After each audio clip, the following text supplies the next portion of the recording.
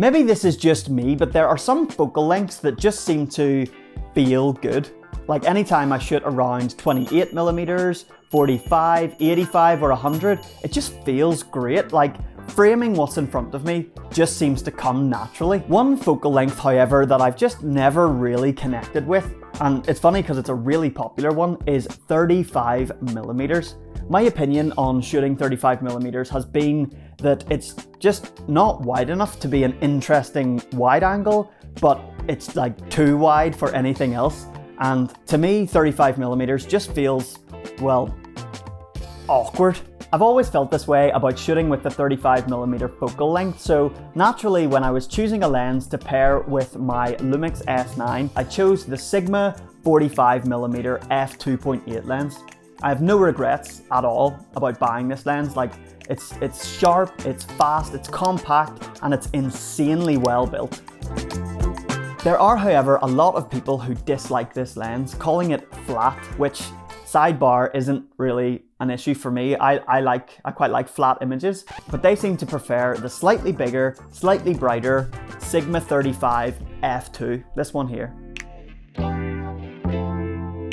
I was sick of people telling me that this one stop of light and 10mm difference was the better option, so I decided to put my feelings on 35mm aside and just buy this lens for myself.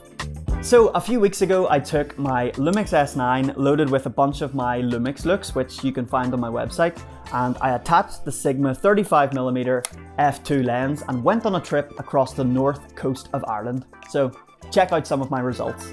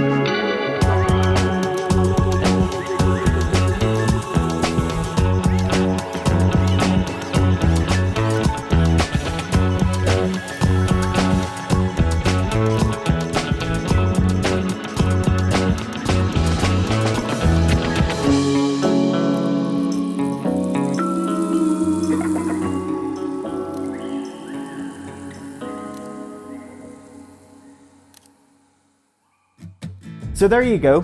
It turns out this little lens is pretty special. It has a life about it that maybe the 45mm is missing, and that's something I didn't realize until I used this one. The Sigma 35mm f2 is the bigger, heavier lens, but honestly when I was out shooting with it, I didn't even really notice. Having the extra stop of light was pretty cool, although I don't shoot wide open very often. But definitely for portraits, being able to go down to f2 is pretty cool, and I'm pleased to say that the autofocus on this lens is incredible. Like, it's as good as the 45mm, which is really good. As the 35 is on the wider side, there is a good bit of barreling around the edges, which personally I'm not a huge fan of. There's also a good bit more vignetting than the 45, but the LUMIX cameras do a really good job of cleaning that up. I definitely still found it hard to frame some of these shots, so in that regard I missed the 45mm lens, but something I love about the 35 is how close you can focus with it. So this lens focuses so close that whatever you're shooting, you can almost get it to like touch the front element. Like, that's how close it focuses, and that makes for some really cool images.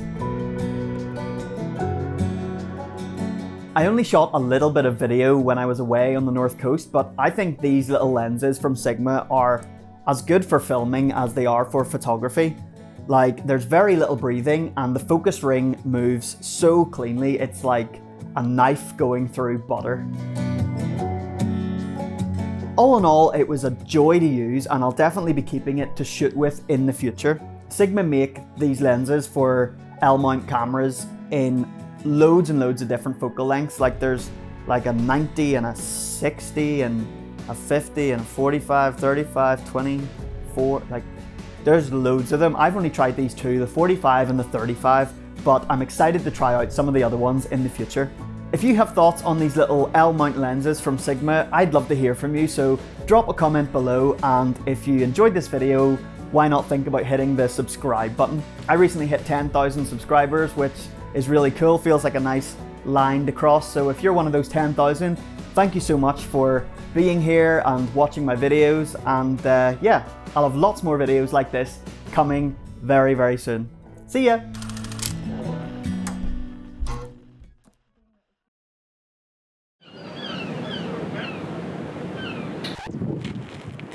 Model will pull a mirror.